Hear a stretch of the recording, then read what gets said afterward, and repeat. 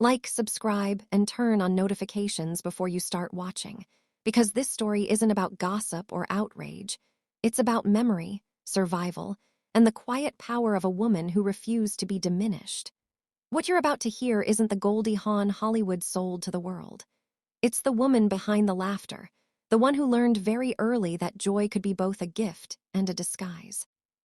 For more than 50 years, Goldie Hawn represented something rare in Hollywood: uncomplicated happiness. Her laugh felt spontaneous, her smile looked effortless, and her presence carried a warmth that audiences trusted instantly. She became the woman people turned to when films needed lightness, when stories needed relief from darkness. But what most viewers never realized was how carefully that brightness was maintained. It wasn't naivete. It wasn't luck. It was strategy. Behind the scenes, Goldie was managing fear, panic attacks, and a deep emotional sensitivity that made the industry's cruelty especially sharp. Joy didn't come easily to her. It was built deliberately, often as armor. From the outside, she looked immune to Hollywood's worst tendencies. On the inside, she was constantly assessing environments, people, and energy, learning who felt safe and who didn't. That dual existence, the public symbol of happiness and the private guardian of emotional survival, defined her entire career. And as she grew older, something shifted. The need to protect other people's comfort faded. At 79, Goldie no longer feels obligated to soften truths or smooth over discomfort. The woman behind the smile is finally being seen, not because she's angry, but because she's done pretending that silence didn't cost her anything. One of the biggest misconceptions about Goldie Hawn is that her personality matched her public image effortlessly. She has said repeatedly that joy was never her natural state. Long before fame, she struggled with anxiety that came without warning, panic attacks that made her feel detached from her own body, and a constant sense that something inside her didn't function the way it was supposed to. When success arrived, those feelings didn't disappear. In fact, they intensified. Hollywood had no patience for fragility, especially in beautiful women whose value was tied to charm. Fear was inconvenient. Vulnerability was unmarketable. Goldie learned quickly that admitting uncertainty could cost you opportunities, so she learned to perform stability even when she didn't feel it. She smiled through discomfort, laughed through dismissal, and absorbed disrespect without reacting publicly. But that didn't mean she forgot. Her memory became her quiet ledger. She didn't lash out. She didn't seek revenge. She simply remembered who crossed lines, who treated her as less than capable, and who mistook kindness for weakness. Over time, that memory shaped her choices more than ambition ever did. She stopped asking, "Will this advance my career?" and started asking, "Will this cost me peace?" That shift quietly changed everything. By the late 1970s, Goldie Hawn was no longer just a popular actress. She was a powerful one. She had an Academy Award, box office credibility, and a brand that studios trusted. Yet paradoxically, that power made her more vulnerable in certain rooms. Comedy, especially, became a double-edged sword. Men in the industry often equated humor with frivolity, assuming that a woman who made people laugh couldn't possibly command authority or depth. Goldie saw this pattern repeat again and again. Her ideas were dismissed. Her professionalism was questioned. Her intelligence was underestimated. And when she didn't react aggressively, those same men assumed they could push further. What they didn't realize was that Goldie was observing, not absorbing. She didn't explode. She withdrew. She didn't argue. She adjusted. Her boundaries weren't loud, but they were permanent. One of the earliest and most formative examples of this came on a set that looked carefree from the outside. A comedy that audiences adored, but one that quietly changed how Goldie approached collaboration forever. When Foul Play brought Goldie Hawn and Chevy Chase together, the public saw playful banter and charming chemistry. What they didn't see was the tension simmering beneath the surface. Chevy arrived with an ego already reinforced by television success, and on set, that ego expanded unchecked. Crew members later described an environment where unpredictability ruled. Scenes were rewritten impulsively. Authority was undermined openly. And when Goldie landed laughs, which she often did, resentment followed. She tried to keep things light, believing professionalism could neutralize volatility. But Chase's behavior reportedly shifted from erratic to openly contemptuous. Comments were made. Insults slipped through as jokes. Her experience and accomplishments were minimized. The most painful part wasn't the words themselves, but the attitude behind them, the suggestion that she should feel grateful simply to be there. By the end of filming, communication had collapsed. Studios wanted sequels, reunions, nostalgia-driven profits. Goldie said no, without drama, without explanation. That refusal wasn't impulsive. It was decisive. Chevy Chase exited her professional life entirely, not because of one incident, but because respect had been broken beyond repair. If the conflict with Chevy Chase was loud behind the scenes, the situation with Warren Beatty was quieter and arguably more dangerous. Beatty wasn't just a star. He was influence itself, embedded deeply in Hollywood's power structures. When his attention turned toward Goldie, it followed a familiar pattern: invitations, exclusivity, access. She declined politely, consistently, and without embarrassment. That refusal altered the dynamic instantly. Charm evaporated. Support cooled. Opportunities that once felt secure began slipping away without explanation. There were no confrontations, no accusations, just absence. Meetings were canceled, scripts vanished, whispers replaced enthusiasm. Goldie recognized the tactic immediately. This was how reputations were eroded without fingerprints. Beatty didn't need to attack her publicly. He only needed to let others question her seriousness, her depth, her range. For a time, it worked. Roles stalled. Momentum slowed. Goldie adjusted again, choosing autonomy over approval. Years later, when Beatty greeted her warmly at an event as if nothing had happened, she responded with politeness, then walked away mid-conversation. It wasn't anger. It was closure. That door had been sealed long ago. The encounter with Dustin Hoffman struck differently because it happened in a room meant to measure talent, not power. Goldie entered the audition prepared, focused, and open to challenge. What she encountered instead was humiliation masked as intensity. Hoffman interrupted her mid-performance, criticized her delivery, and dismissed her work as shallow in front of producers. Laughter followed, uncertain, uncomfortable, complicit. Goldie understood immediately what was happening. This wasn't collaboration. It was dominance. She finished the audition with composure and left. The next day, she withdrew from the project entirely. What lingered wasn't the lost role, but the momentary doubt his words triggered. She later admitted that the most disturbing part wasn't his cruelty, it was realizing how quickly even she could question herself. That insight hardened her resolve. She recognized the tactic for what it was, shrinking others to feel larger.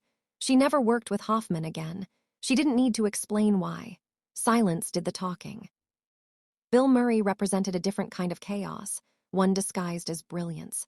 During early discussions for a studio comedy, his behavior immediately shifted the room. He arrived late, treated the script casually, and turned scenes into personal performances. When he questioned Goldie's dramatic ability in front of others, inviting laughter, she didn't argue. She left. The next day, she withdrew from the project entirely. Later, she described the experience not as shocking, but exhausting. That word mattered. Goldie had reached a point where managing other people's egos felt like unpaid labor. She stopped accepting roles that required emotional babysitting. If unpredictability came at the cost of respect, she opted out. Sean Penn's dismissal cut deeper because it happened in a space meant for vulnerability. At a mental health charity event, Goldie spoke honestly about anxiety and survival. Penn's visible disdain and mocking comments afterward reduced her entire career to a caricature. She smiled, left early, and never placed herself in his proximity again. Later, she summarized her response simply, "Not my energy." That phrase became a guiding principle. The final name on Goldie Hawn's internal list carried the weight of legacy: Kirk Douglas. He wasn't volatile or retaliatory. He was dismissive in a way shaped by an older world. Compliments focused on beauty, interruptions framed as authority, praise that reduced her to charm rather than intellect. In panels and discussions, her insights were overshadowed, redirected, absorbed. There was no single offense, just accumulation. She described it as being present but unseen. Eventually, she stood up during one discussion, said she had shared what she needed to, and left. The silence afterwards spoke volumes. Goldie never publicly criticized Kirk Douglas. She didn't need to. She simply removed him from her emotional world.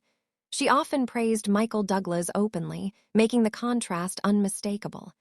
Legacy, she believed, did not excuse dismissal.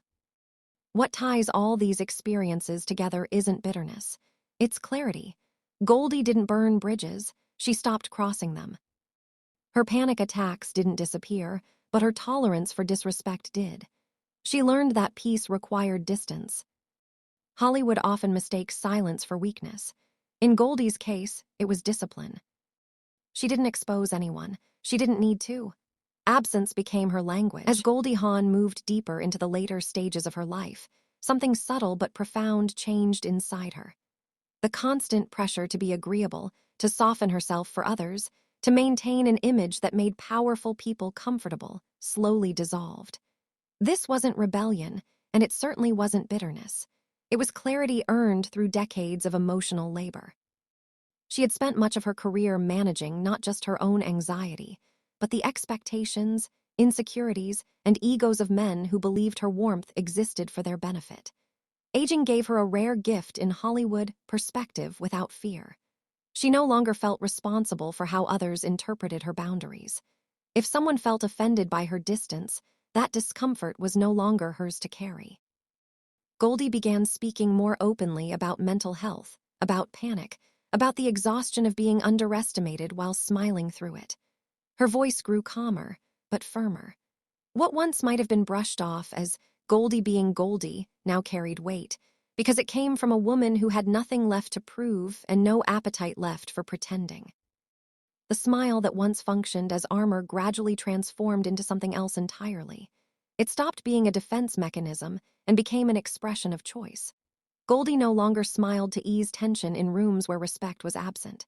She smiled when she felt safe, when she felt seen, and when joy was genuine rather than expected. That distinction mattered deeply to her. For decades, people had mistaken her optimism for passivity, her laughter for a lack of seriousness. Now she allowed silence to replace performance. If a space felt dismissive, she didn't correct it, she exited it. This shift wasn't dramatic or public, but it was absolute. Friends noticed it first. She no longer explained herself. She no longer justified decisions.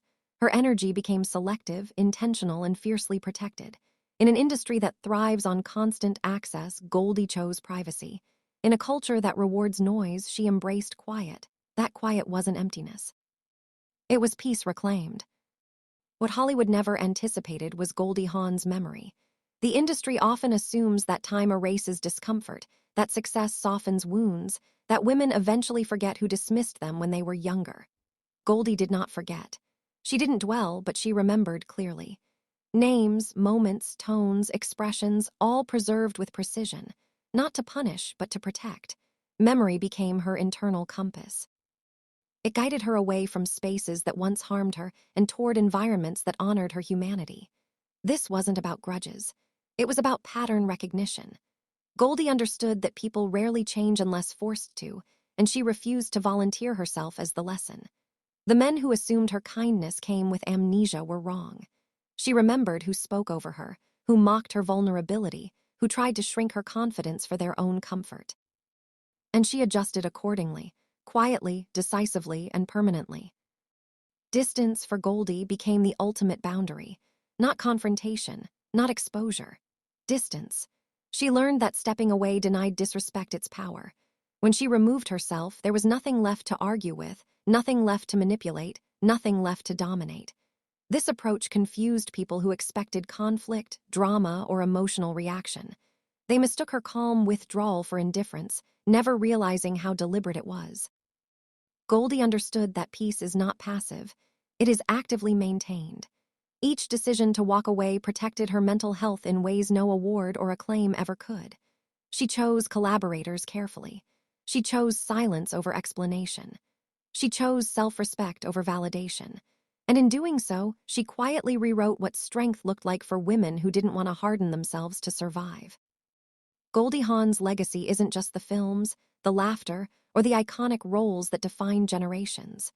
It's the example she set by refusing to become cruel in response to cruelty. She did not mirror the behavior that hurt her. She did not adopt cynicism as armor. Instead, she refined her empathy, narrowed her circle, and strengthened her boundaries. That choice allowed her to remain soft without being weak, joyful without being naive. In an industry that often rewards those who dominate, Goldie survived by choosing herself again and again. Her endurance wasn't loud. It wasn't celebrated. But it was real. And for countless women watching from the outside, her quiet refusal to tolerate disrespect became a blueprint for survival without self-erasure. So now, looking back at the names on Goldie Hawn's private list, the men who never expected her to remember, the question isn't who wronged her. The real question is how she responded.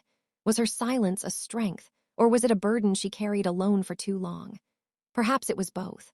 Perhaps silence protected her when speaking would have destroyed her peace, and perhaps it cost her moments of justice she never pursued. But one thing is undeniable. Goldie Hawn outlasted them all not by fighting louder, but by living well. And sometimes, the most powerful statement isn't confrontation. It's clarity, distance, and the refusal to give anyone a second act in your memory.